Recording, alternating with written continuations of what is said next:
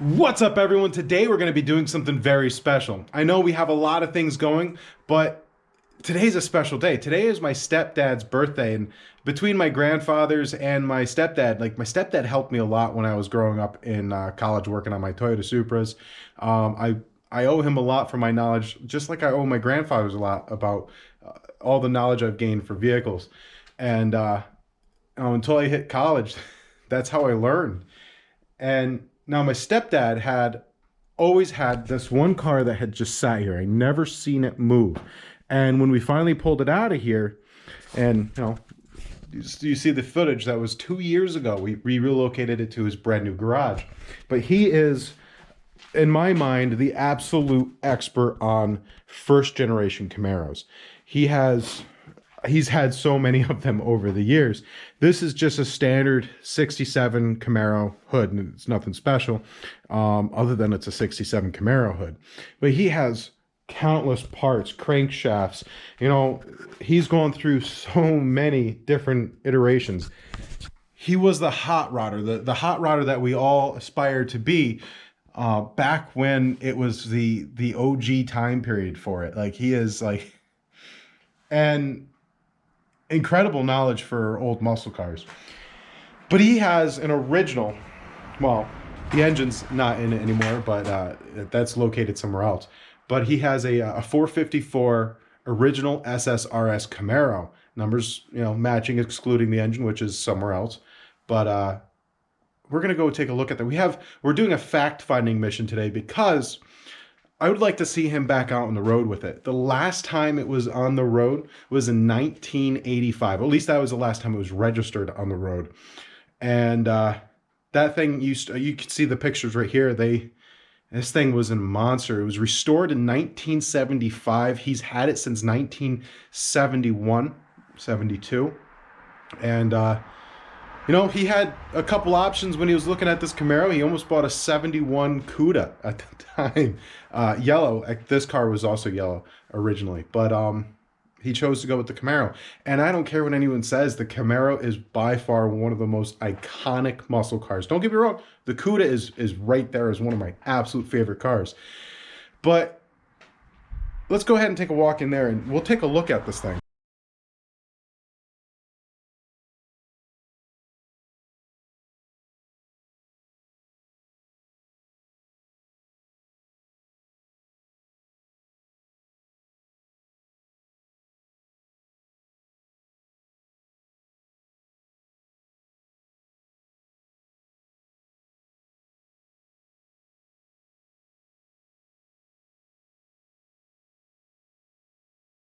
So this is my stepdad's brand new garage. It's almost complete, and I gotta say, super jealous. Not only is it insulated around, but blown insulation on the ceiling, guys.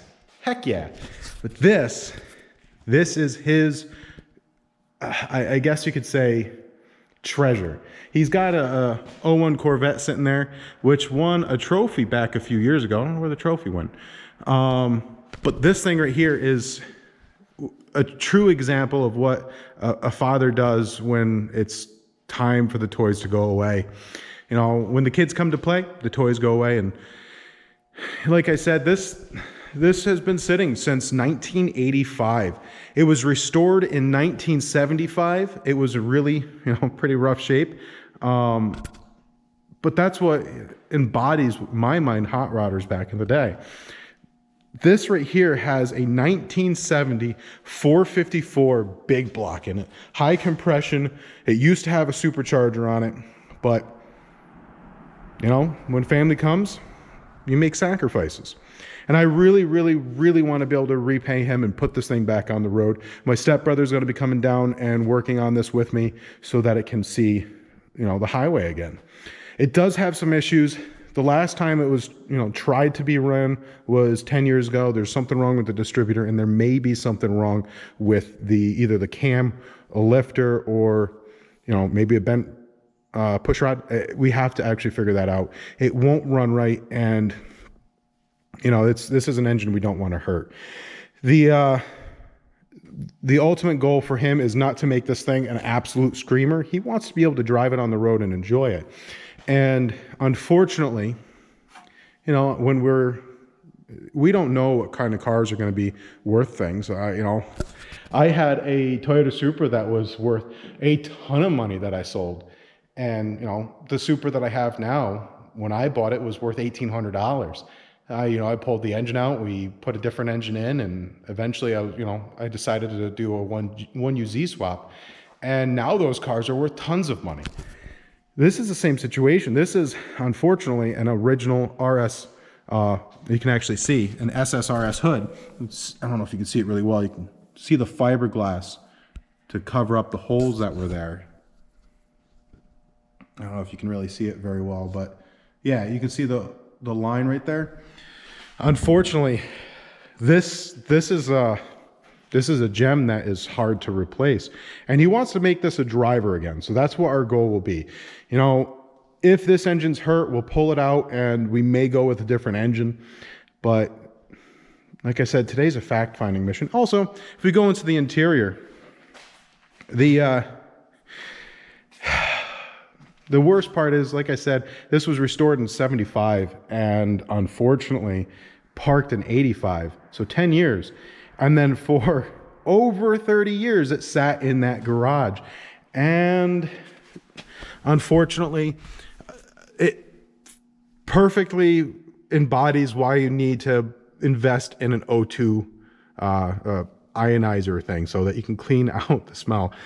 It's definitely been closed up for a long time, and the carpet, unfortunately, has seen better days. It's the last time I was in here, we actually found a few mice underneath the seats, so we're gonna pull the seats out and see what's going on underneath there. We'll start pricing out parts and pieces that we need. For example, I really think that the carpet is going to be something that needs to be replaced. It'd be nice to replace the old insulation, which looks like horsehair, probably is, with some Dynamat or something along those lines. I'm going to start pricing it out and see what we can come up with. But something that I've never done myself, and the 71 Buick GS and the 72 Satellite need as well, is a new headliner. And this headliner would have been absolutely perfect if it wasn't for a mouse. Unfortunately, that's the kind of things that we have to deal with.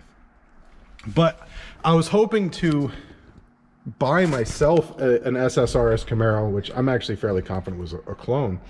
Unfortunately, that car went for way too much. But this is the origination of my obsession with that particular body style.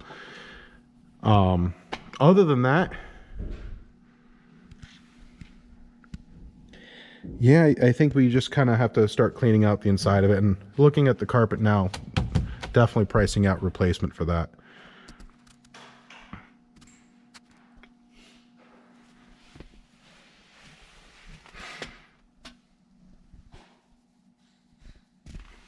All right, first though, let's go ahead and start taking a look at the cylinders. That's kind of on my mind. That will determine a lot of things. Also, always love that. Body by Fisher.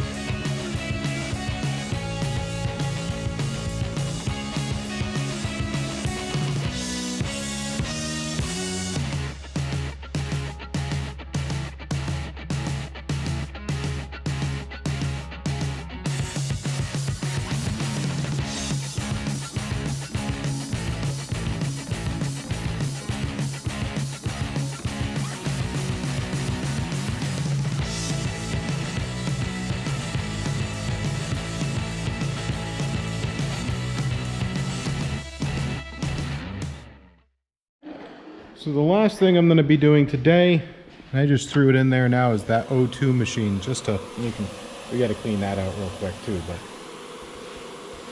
she's been sitting a while. That will help the smell quite a bit, so cleaning up now and gonna head home. I know when I first uploaded that video 2 years ago of being pulled from one garage to the next, a lot of people didn't believe that was sitting there for that long.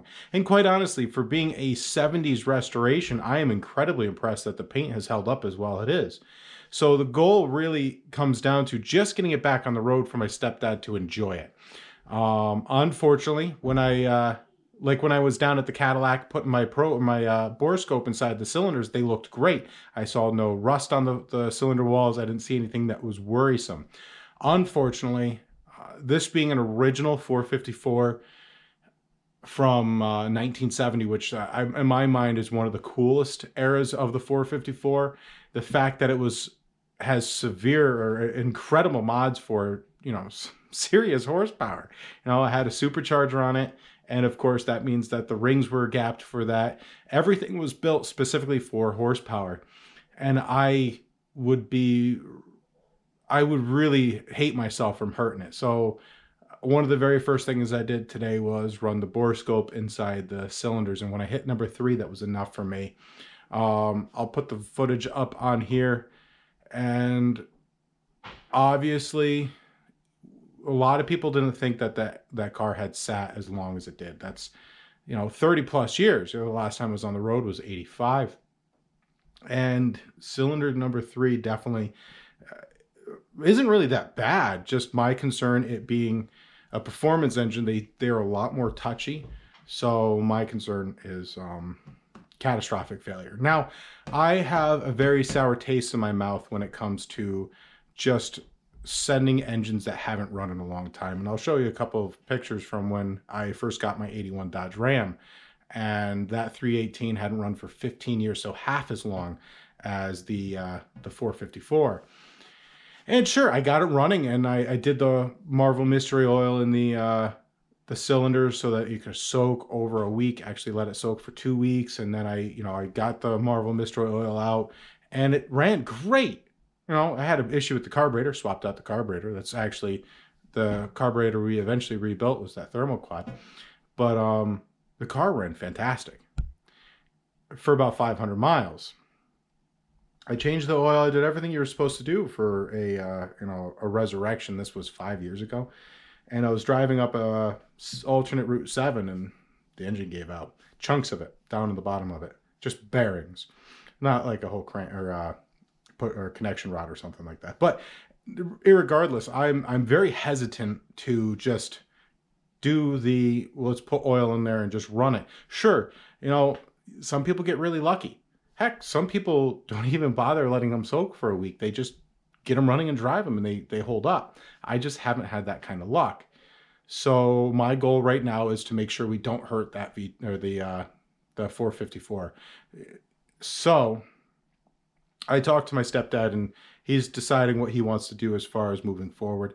We are going to, like I said, this is just a fact-finding mission, and I wanted you guys to know that it is coming back, and my goal is late fall. So we are going to continue work on our awesome V10 going in our 1981 Dodge Ram. My goal is to have this thing in the truck and running by early April, which really isn't that far away. Sorry, the GoPro cut out there. As you guys can see, the engine really isn't that far away. We are getting really, really close to being able to drop this inside the actual truck, and I'm really, really excited about that.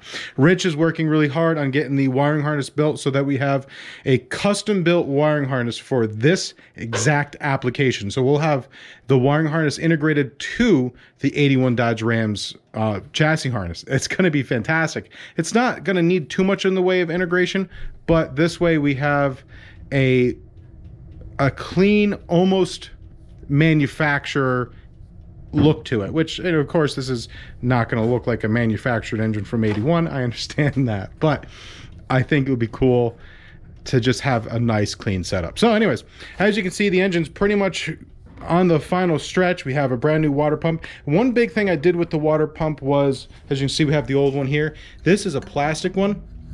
whereas we went with a metal one inside here. I just find that the metal ones hold up a little bit better.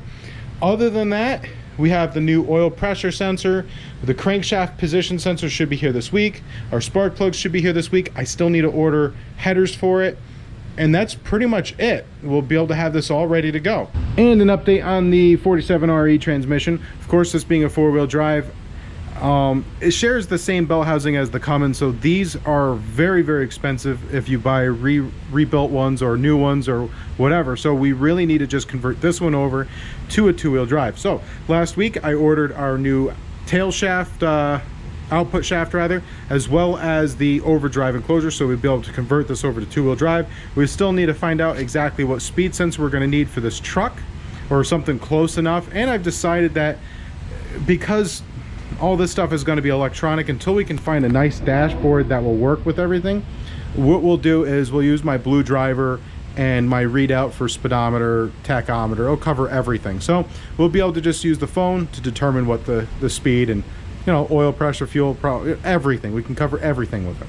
Other than that, we got to start breaking this thing down and get it ready to accept the new components. I'll probably need to buy a new bearing yet for the tail shaft, but we'll see what happens when we get it. As far as the inside of this, just new filter. We're not going to do a shift kit or anything. We do need to get a new kick down linkage because this one was damaged, and because it was damaged, I just cut it. Retrospect, you know, now I find out that these are kind of hard to get. We'll probably have to make our own. Not a big deal, but so that's the transmission, the engine for the V10, and of course, looking forward to fall, we'll start working on my stepdad's Camaro. Until then, I'll start looking up for parts and pieces like the carpeting. And today I did run the O2 machine in there, and I did pull a couple more dead mice. So the downside of letting things sit, and I completely understand when the kids come to play, especially back then, you got to do what you got to do. And I really want to be able to see him back in that car and enjoying it. So hopefully next year in 2022, we will see a new inspection sticker that says 2022, not 1985. So that's all I have for you guys today. I hope you enjoyed. Just a quick little update. Just waiting on parts, and you know, I wanted to take a few minutes to help my stepdad out today and kind of spark a little bit of hope that we'll see this car on the road soon. So big things coming, guys. We'll have actually a donor car for the drift truck next week, which means we can start getting back to work on that as well. Hoping to have the donor truck done by, we'll call it June. Tentatively speaking, June. I like being ambitious. We'll call it June. Also, I got a haircut. All of that. All right, guys, have yourself a wonderful afternoon. Remember, as always, keep your shiny side up, and God bless.